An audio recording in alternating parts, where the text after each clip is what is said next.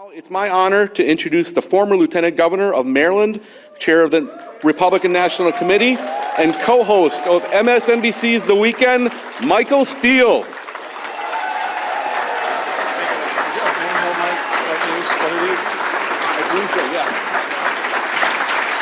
What's up?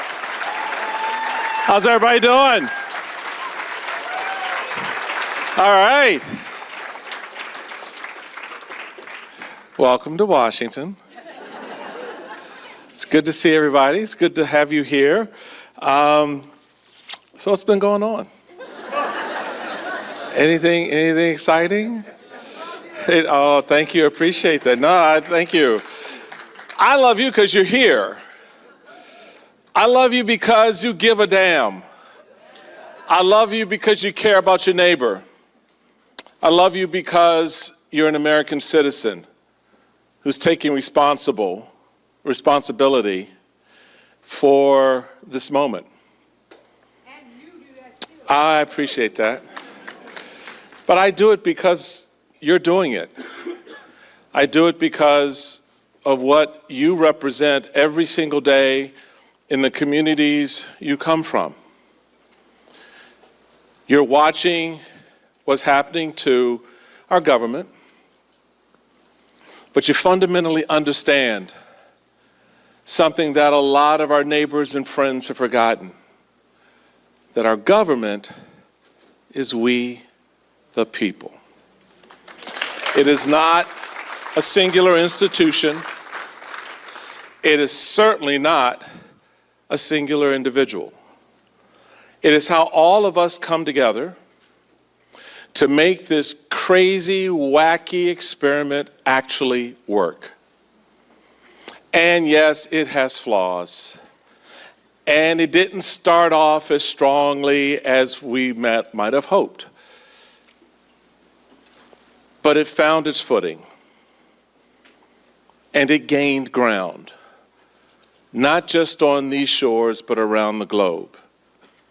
And became, as Ronald Reagan often thought of us and spoke of us, as a shining city. But you know what's important about that city and why it shines? It's because of the light within it. And you know what that light is? It's each one of you. And it's those of us in our communities and in our states who may not necessarily be aligned with us right now in holding up these principles of freedom, democracy, the rule of law, and the responsibilities that we have one citizen to the other. But what makes that light strong and what makes that light work is that even in that moment, you've got a little extra to do, and you're willing to do it. So I thank you for being here.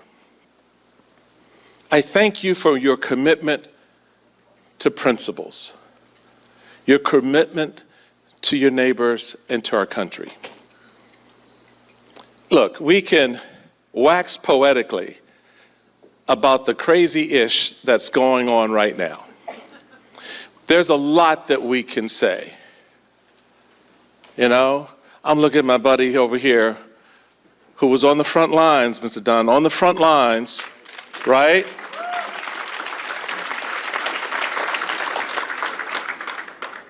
Representing us in a very difficult and terrible moment. As you probably sat at home watching unfold the horrors of January 6th and asking yourselves two questions. What the hell is happening? What the hell is wrong with us? But that didn't become a weight for Harry, for Michael Fanone, or for any of the other officers and first responders on the Hill that day. It did not become a weight For those of us in this room, what it became was a moment in which we had to dig a little deeper and to try to understand a little bit better and to be a little bit clearer in our articulation of we the people. That's why you're here. That's why you've traveled here. That's why you want to be in this space with each other. To look right to left, front to back, and say, oh, hell no, I'm not by myself. I'm not by myself. I am not by myself. So before you go dive into that chicken at lunch, or whatever the service is, I want you to think about that. I want you to appreciate the value that you represent, that you bring to this effort, to this cause. The importance that you will represent when you get back home in lifting up and being a voice in your community, whether you write it in an op-ed, or you do it on a TV program, or you're in a church meeting, or you're in a school board meeting, where you begin to articulate loudly and proudly the principle that this country cannot be divided, that this country, its strength is born out of its populism, its diversity, its equality, its inclusion of everyone, regardless of how they got here, regardless of their own personal stories, regardless of their history and their past, how difficult or ugly it may have been. This is our moment where we've got to be that shining city on the hill, and to be most especially that light within the city. Because the clouds around the city are dark. And there's some very dangerous and dirty people out there who are trying to mess it up. If I came into your neighborhood with a truckload of trash and dumped it in the middle of the street, or dumped it in your driveway, what would you do? Clean it up. And then you go have a little talking with me, right? And you say very clearly, we don't do that here. And we're not going to let you do it again. That's what this moment is going to require from us.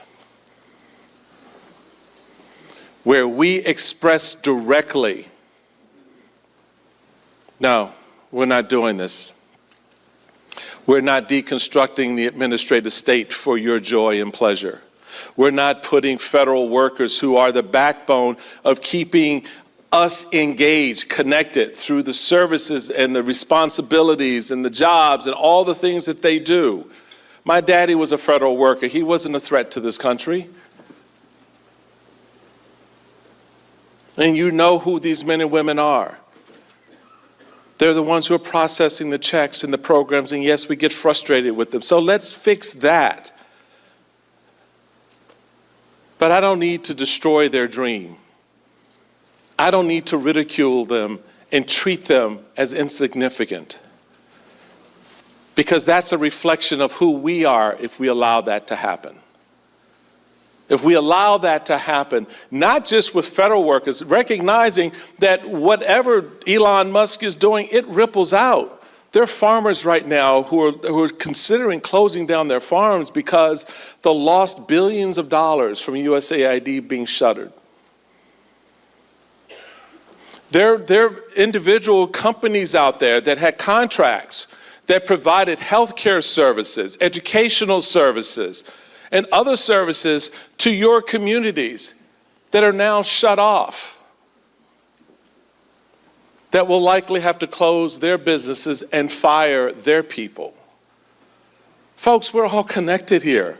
It's not some standalone. It's not this young lady right here sitting here by herself. Whatever happens to her happens to all of us. So we can't lose sight of that. Damn it, wake the hell up and understand the connected nature of all of this. And take that back home and let people know, no, this is not how we do this. This is not our story. We've had the ugliness in the past. We don't need to relive it. We don't need to create concentration camps for our citizens. We don't need to diminish the opportunity and the dreams of families that came from troubled lands and places to be free here. That's not who we are.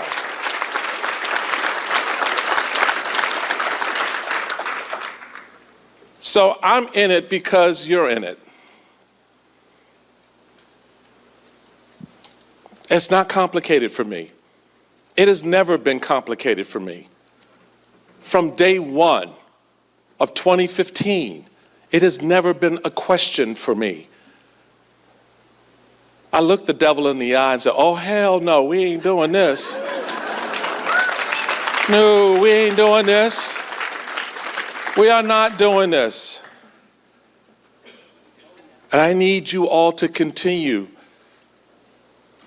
to look them straight in the eye and go, no, we're not doing this. And it's not a question of this far and no further. It's a point of you've gone too far already.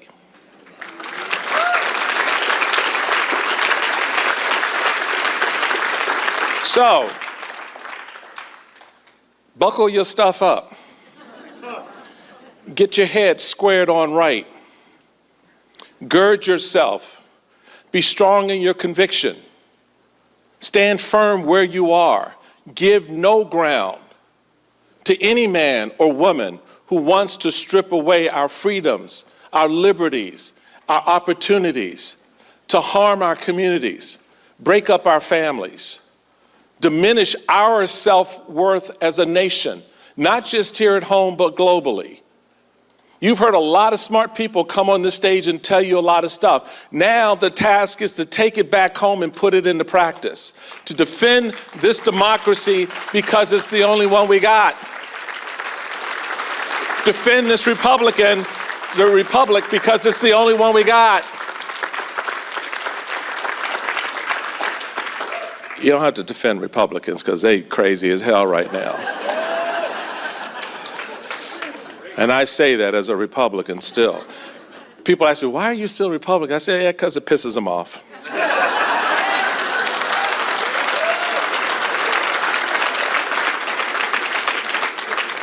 So that's our charge.